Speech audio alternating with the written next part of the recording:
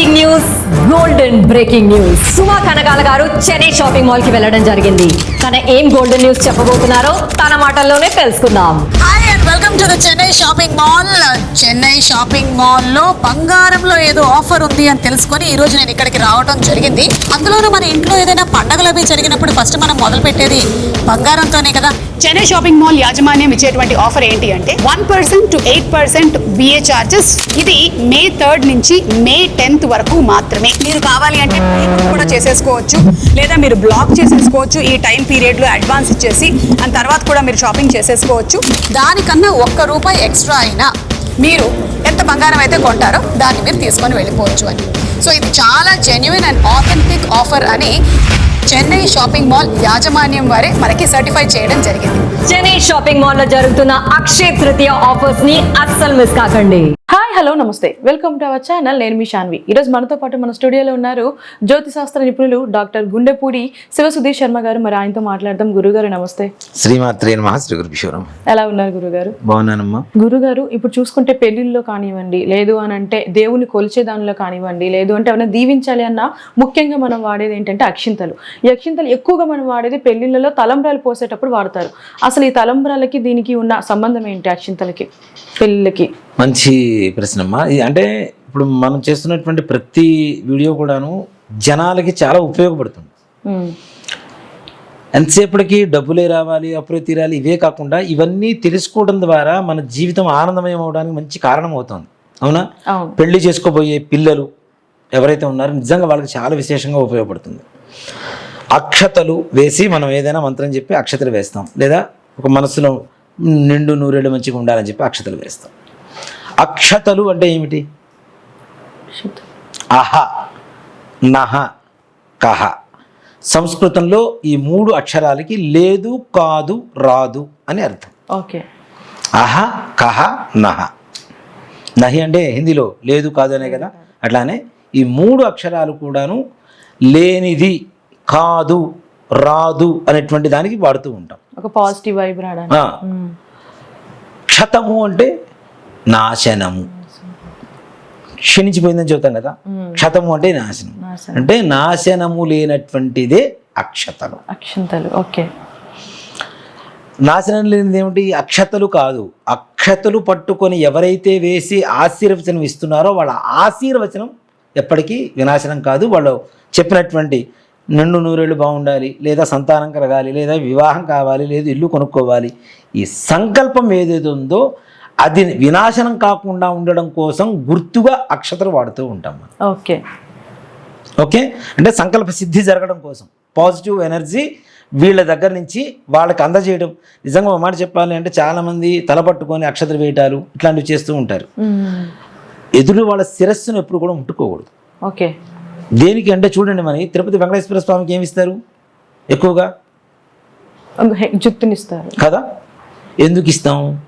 మనం చేసేటువంటి ప్రతి పుణ్యం కాలి బొటన వేళ్లలో చేరితే పాపం కేశాలలో చేరుతుంది. ఓకే. నీలాలు అంటాం. వెంకటేశ్వర స్వామికి ఇచ్చేటువంటి వెంట్రుకల్ని నీలాలు అంటాం. పాపం అంతా కూడాను వెంట్రుకల్లో చేరుతుంది. కాబట్టి మనం ఏదైతే పాపం చేసామో ఆ పాపం మొత్తం పోగొట్టుకోవడమే వెంకటేశ్వర స్వామి వారికి ఇచ్చేటువంటి ముడుపు యొక్క పరమార్థం. కాబట్టి అక్షతలు ఇప్పుడు తలపట్టుకుంటే వాడి పాపం మనకు వస్తుందా? రాదు. ఓకే. ఓకే. అవును కదా. అందుకని దూరంగా ఉండి చేయాలంటే, ఆశీర్వచనం అందించాలంటే ఏం చేయాలి? ఒక వస్తువు వేయాలి, అది అక్షతలు ఉండాలి. అలాగే అక్షతలే ఎందుకు వాడాలి? దాంట్లో పసుపు ఎందుకు కలపాలి? పసుపు అనేది మంగళ ద్రవ్యం. మనం ఏ పని చేసినా, ఏ శుభకార్యం చేసినా ఫస్ట్ లిస్టు రాసేటప్పుడు పసుపు కుంకుమ రాస్తాం. ఆ 2 తర్వాత ఇంకేవైనా. అవును. అవునా? నిత్యావసర వస్తువులు, ప్రతి ఇంట్లో ఉండవలసినటువంటి వస్తువులు, ప్రతి ఇంట్లో ఉండే వస్తువులు. అవును. అవునా? పసుపు కుంకుమ. ఈ పసుపు వల్ల ఏమిటి? ఏ శుభకార్యం చేసుకున్నా ఇంటికి గడపకి చక్కగా కడిగేసి పసుపు పూసి బొట్లు పెడతాం. అలాగే కాళ్ళకి పసుపు రాసుకుంటాం. అలాగే గణపతి పూజ చేసేటప్పుడు వినాయకుడిని కూడా, గౌరీదేవిని కూడా పసుపుతో తయారు చేస్తాం. అక్షతల్లో పసుపును కలుపుతాం, తలంబ్రాల్లో పసుపును కలుపుతాం. అలాగే పెళ్లి పనులు మొదలు పెట్టేటప్పుడు పసుపు దంచడం అంటారు. ఒక 5 ముత్తైదులు కలిసి రోల్లో మొత్తం పసుపు కొమ్ములు వేసి రోకలతో దంచుతూ ఉంటారు. అవునా? దీన్ని కూడా పసుపే తీసుకుంటాం. ఈ పసుపు కూడా ఎలా వాడాలి అంటే మనం పెళ్లి పనులు ఏ శుభకార్యానికైనా పసుపు దంచడం అనేది ఉంటుంది నాన్న తప్పనిసరిగా. ఈ పసుపు దంచడం అనేది మనం శుభకార్యానికి మొట్టమొదటి రోజు ఏదైతే పనులు ప్రారంభిస్తామో ఆ రోజున దంచుతారు. దీంతోనే శుభం. ఈ పసుపు కార్యం చివరి వరకు కూడాను వాడేంత పసుపు దంచాలని శాస్త్రం. ఓకే, అంత ఎక్కువ పసుపుని దంచాలి ఉండాలి. ఎందుకు ముఖ్యంగా చెప్పాలి అంటే మంగళ ద్రవ్యంతో పాటుగా యాంటీబయోటిక్. ఇంట్లో పసుపు అంత పసుపు ఉండాలి. ఏదైనా చిన్న దెబ్బ తగిలింది పసుపు పెట్టాలి. ఇంట్లో పసుపు ప్రతిరోజు గడపలకి పూసి బొట్టు పెట్టాలి కార్యం జరుగుతున్న ఇంట్లో. దానివల్ల లోపలికి వచ్చేటువంటి అంటే బయట నుంచి లోపలికి వస్తుంటారు జలుబు, తుమ్ము, దగ్గులు ఇట్లాంటివి వస్తుంటాయి. ఒకసారి గట్టిగా తుమ్మితే పక్కన కూర్చునేవాడు గ్యారంటీ అది అంటుకుంటుంది. జలుబు, ఇప్పుడు జలుబున వాడు ఇట్లా అనేసి ఇట్లా సోఫా మీద కుర్చీలో కూర్చొని ఇట్లా పూసాడంటే గ్యారంటీ ఎవరైనా చేస్తే వాడు మళ్ళీ చేయి ఇట్లా పెట్టుకుంటాడు కాబట్టి వాడికి వస్తుంది. అవునా? ఇవన్నీ కూడాను తక్షణం వెంటనే వ్యాపించేటువంటి ఒక వైరస్. వెంటనే ఎక్కువ కాలం గ్యాప్ తీసుకోకుండా పసుపు ఇంట్లో వాడుతూ ఉంటే వైరస్ ఉండదు కదా. అవును, యాంటీబయోటిక్ కదా. అది దాటి లోపలికి వచ్చేటప్పుడు అక్కడే వైరస్ ఆగిపోయింది. ఇంట్లో నువ్వు పసుపు వాడుతున్నావు, దానివల్ల వైరస్. పసుపు పూస్తారు ఆడవాళ్ళు, చేతికి పసుపు అంటుకుంటుందా లేదా? అలానే అక్షతలు కలుపుతాము. అక్షతలు కలిపినప్పుడు చేతికి పసుపు అంటుకుంటుందా లేదా? అక్షతలు శిరస్సును వేస్తాం. పెద్దవాళ్ళు అక్షతలు వేస్తారు, నెత్తిని వేస్తారు. వేసినప్పుడు వాళ్ళ చేతిలో ఏదైనా ఉన్నా, అలాగే మంగళ ద్రవ్యం కాబట్టి మంగళప్రదమైనటువంటి వస్తువు కాబట్టి దాని ద్వారా మన తల కూడా ఎక్కువగా ఇక్కడ ఉండేటువంటి వేడిని కూడా తొందరగా తగ్గిస్తూ ఉంటుంది పసుపు. చూడండి, గొంతు ఇట్లాంటివి రాపాడినప్పుడు కూడా పాలలో పసుపు వేసుకొని తాగమని చెప్తారు. వేడి పాలలో కొద్దిగా పసుపు వేసుకొని తాగరా అని చెప్తూ ఉంటారు. ఆ గొంతు మంచిగా అవుతుంది. కాబట్టి ఇవన్నీ కూడా యాంటీబయోటిక్ సంబంధించినటువంటి ఏవైతే మనకి బయట నుంచి వచ్చేటువంటి వైరస్లు, ఏవైతే చిన్న చిన్న అంటువ్యాధులు ఉన్నాయో అవన్నీ కూడా అరికట్టడం కోసం ముఖ్యంగా అక్షతల్లో పసుపు కలుపుతాం. అందులో తలంబ్రాలు, పెళ్లి దానిలో చూసుకుని తలంబ్రాల్లో ఎక్కువ అక్షింతలు వాడతారు, ఎక్కువ పసుపు కలుపుతారు. అంతేకాకుండా ఇది కూడా ఒక 5 ముత్తైదులు కూర్చొని చేస్తుంటారు. పెళ్లి కూతురు పెళ్లి కొడుకు కూర్చొని పెళ్లి చేసుకుంటున్నారు. పెళ్ళైన 1 గంటలో పెళ్ళి అయిపోతున్నానుగా వీడికి జలుబు, లేదంటే ఒక ఫీవరో, లేదంటే ఒక తుమ్మో దగ్గో వచ్చింది అనుకోండి, ఏమవుతుంది? ఇంకా వాడికి సంతోషం ఎక్కడుంది? పెళ్ళైన వెంటనే చీదుకుండా కూర్చోవలసింది.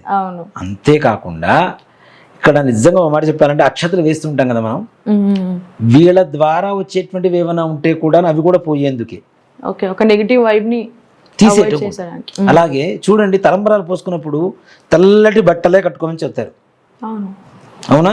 ఇప్పుడు అన్ని పట్టు చీరలు ఏవేవో రకరకాలు వచ్చేసి ఇదైపోతుంది. కానీ కాటన్తో తయారు చేసినటువంటివి, maroon colour border, red colour బార్డర్తో ఉండేటువంటి చీరలు, తలంబ్రాల చీరలు ఇప్పటికీ ఉన్నాయి. కేవలం నూలు వస్త్రంతోనే ఉంటాయి అవి, కాటన్తోనే ఉంటుంది, ప్యూర్ కాటన్ ఉంటాయి అవి. అవి ఏం చేస్తారు? అవి కట్టుకొని తలంబ్రాలు పోసుకుంటారు. అబ్బాయి కూడా పంచ, పై పంచ, అవి కూడా కాటన్, మధుపర్కాలు అంటారు వాటిని. వీటి వల్ల ఏమవుతుంది? తలంబ్రాలు పోసుకుంటే ఒంటి నిండా మొత్తం పసిపే. ఓకే, ఎవరు ఎక్కడ ఏం ముట్టుకున్నా ఏ రకమైనటువంటి బాధ లేదు వాళ్ళకి. అవునా? అంతేకాకుండా తలంబ్రాలు పోసుకునేటప్పుడు తలకి అంబరములు అంటాం. అంబరం అంటే పండుగ, ఉత్సాహం, ఉత్సవం. అవునా? తల మీద ఉండేటువంటి ఏదైతే ఆలోచనలు ఉంటాయో అవన్నీ కూడా కంట్రోల్ చేయడం కోసం ఈ పసుపు ఇక్కడ చేరిన తర్వాత ఆటోమేటిక్గా సవ్యమైనటువంటి స్థితిలోకి వస్తాడు అబ్బాయి అమ్మాయి ఇద్దరు కూడా. ఈ తల మీద అంబరాలు పోసుకుంటూ ఉంటే ఒక ఆనందం ఉంటుంది. ఆ పసుపు వాళ్ళు నిజంగా ఇట్లా పోసేటప్పుడు ఏమవుతుంది చూడండి, గాలి పీలుస్తుంటారు. తలంబరాలు పోసేటప్పుడు పీలుస్తాం కదా, వాటిలో ఆ పసుపు అట్లా రాలేటప్పుడు ముక్కులో పోతే లోపల ఉండేటువంటి రోగాలు కూడా పోతాయి. దానికోసమే పసుపు వాడతాం మనం ముఖ్యంగా తలంబరాలు పోసుకునేటప్పుడు. అలాగే ఈ తలంబరాలు పోసుకునే సమయానికి ముందుగా కర్పూరం చిన్న చిన్నవి స్టిక్స్ లాంటివి ఇచ్చేవాళ్ళు. అంటే మన పద్ధతి, మన సంప్రదాయం, మన హిందూ ధర్మం అనేది ఎంత ముందు భవిష్యత్తును ఆలోచించి పెట్టిందని చెప్పడానికి ఇవన్నీ నిదర్శనాలు. పసుపు, కర్పూరం ఒక స్టిక్ గుచ్చేసి చిన్న చిన్నవి కర్పూరం బిళ్ళ లాంటివి ఇస్తారు. అది కూడా వాసన చూస్తూ కూర్చుంటారు పెళ్ళికి వచ్చిన వాళ్ళు. ఆ తర్వాత రోజు వాటర్లు ఇవన్నీ ఏవో చాలా రకాలు వచ్చినాయి. కానీ ఇప్పుడు తర్వాత మిషన్స్ వచ్చేసినాయి. కానీ ఈ కర్పూరం కూడా యాంటీబయోటిక్. వీడికి ఉండేటువంటి జలుబు ఉంటుంది, శ్వాస సంబంధమైన ఇన్హిలేర్ ఎలా ఉంటుంది, ఇది కూడా ఒక ఇన్హిలేరే. అలాగే దండలు వేసేటప్పుడు కూడా కర్పూరం దండలు అని ఉంటాయి, పూల దండలు కాకుండా కర్పూరం దండలు అని చెప్పి పెళ్లి కూతురికి పెళ్లి కొడుకు వేస్తారు. వాళ్ళకి శ్వాస సంబంధమైనటువంటివి ఏమైనా ఉంటే పోవడం కోసమే అవి వేస్తాం. ఆ సమయంలో వాళ్ళు ఇబ్బంది పడకూడదు అని. అంటే ఇంత గొప్ప సైన్స్ దాగి ఉంది దీంట్లో. అక్షతలు ఎందుకు వాడతాం, తలంబరాలు ఎందుకు వాడతాం, అలాగే దేవతలకు పూజ చేసేటప్పుడు కూడా అక్షతలు వేస్తాం మనం అవును కదా. అంటే ఇంట్లో ఏమీ లేకపోయినా, అంటే కొండంత దేవుడు కొండంత పత్రి తీసుకురాలి, అన్ని రకాల పుష్పాలు లేకపోయినా, తులసీ దళాలు లేకపోయినా, కనీసం 2 అక్షతలు స్వామివారి దగ్గర పెట్టేసి నమస్కారం చేసుకొని అవే అక్షతలు మనం మీద వేసుకుంటే ఎంత బాగుంటుంది. అవును. సత్యనారాయణ స్వామి వారి వ్రతం చేసేటప్పుడు కూడా అక్షతలు దంపతులు ఇద్దరు కూడా ముడి కట్టేసుకోమని చెప్తారు. చీర కొంగున ఆడవాళ్ళు, పంచ చివరిలోనూ మగవాడు కట్టుకోమని చెప్తారు. 5 కథలు వేసి అయిన తర్వాత అక్షతలు స్వామివారి దగ్గర వేసి అవి మన శిరస్సును వేసుకుంటాం. ఎందుకు అంటే ఈ 5 కథలు కూడా వీళ్ళు విన్నా వినకపోయినా కనీసం కొంగును కట్టుకున్నటువంటి అక్షతలు ఈ బ్రాహ్మణ చెప్పేటువంటి సత్యనారాయణ స్వామి వారి వ్రత కథని వింటాయి కాబట్టి ఆ అక్షతలు స్వామివారి దగ్గర వేసి మన శిరస్సును వేసుకుంటే ఆ పుణ్యం కూడా మనకు వస్తుంది. గురుగారు, ఇప్పుడు శాస్త్రం పరంగా చూసుకుంటే అక్షింతలు అని అంటే మెయిన్గా యూజ్ చేసేది బియ్యం. బియ్యం అంటే లక్ష్మీదేవి. లక్ష్మీదేవి కాళ్ళకు తగలడం చాలా పాపం, తప్పు అంటారు. మరి అక్షింతలు అంటే దేవుడి మీద వేసినా, ఎక్కడ వేసినా, పెళ్లిలో వాడినా సరే అది కాళ్ళకు తగులుతుంది. మరి అక్షింతల్ని బియ్యం వాడే ఎంతవరకు కరెక్ట్ అంటారు? అదే చెప్తానమ్మా. ఇక్కడ మంత్రపరంగా మంత్రాక్షతలు, అక్షతలు 2 రకాలు ఉంటాయి. పూజ చేయక ముందు దేవుడి దగ్గర అక్షతలు వేస్తాం, కానీ దేవుడి దగ్గర వేసిన తర్వాత ఆ అక్షతలు వేసుకుంటే ప్రసాదంగా తీసుకుంటాం కదా. అవును. అంటే శక్తి నిర్జర శక్తి, శక్తి లేకపోవడం, శక్తి ఉండడం దేని ద్వారా వస్తుంది? మంత్రం ద్వారా వస్తుంది. అవునా? అక్షతలు నెత్తిన వేసుకున్నప్పుడు లక్ష్మీదేవి అనుగ్రహం. మనం తినేటువంటి ధాన్యం, ఇప్పుడు మనం బియ్యం వాడతాం, మహారాష్ట్ర అటువైపు వెళ్తే జొన్నలు వాడతారు వాళ్ళు. అంటే వాళ్ళు తినేటువంటి ధాన్యం అదే కదా, జొన్న రొట్టెలు తింటారు కదా ఎక్కువగా, అప్పుడు జొన్నలు వాడతారు. అంటే ఏదైతే మన ధాన్యాన్ని వాడుతున్నామో ఆ ధాన్యాన్ని అక్షతలుగా వాడుతూ ఉంటారు. కాబట్టి లక్ష్మి ఇక్కడ తలంబ్రాలు పోసుకునేటప్పుడు నిజంగా దేవతల కళ్యాణం చేసినటువంటి అక్షతలు మన నెత్తిన వేసుకుంటే అవి కింద పడితే తొక్కితే పాపం వస్తుందేమో, కానీ మామూలుగా అక్షతలు మన నెత్తిన వేసుకున్నంత మాత్రాన మంత్రాక్షతలు, అంటే ఇప్పుడు ఎవరైతే ఆశీర్వచనం ఇస్తున్నారో ఈ ఆశీర్వచనం ఇచ్చేటువంటి అక్షతలు వేసుకోవడం ద్వారా పుణ్యం వస్తుంది, పుణ్యం వస్తుంది, పాపం రాదు. తలంబ్రాలు కూడా అంతే కదా. అవును. తలంబ్రాలు కలుపుతారు కొంతమంది, రామాక్షత, రాములు వారి కళ్యాణాన్ని, వెంకటేశ్వర స్వామి వారి కళ్యాణాన్ని, అలా కలపొద్దనే చెప్తాను నేను. అలా కలపడం వల్ల అవి మన నెత్తిన వేసుకుంటాం, కిందతో పడుతుంటే అవి తొక్కుతాం, అప్పుడు పాపం వస్తుంది. కాబట్టి అలాంటివి పనికిరావు. కానీ మామూలు అక్షతలు, తలంబ్రాలు పూసుకోవడం అనేది చాలా విశేషమైనటువంటి ప్రక్రియ. అది. ఓకే, నమస్తే. శ్రీమాత్రే నమః. శ్రీ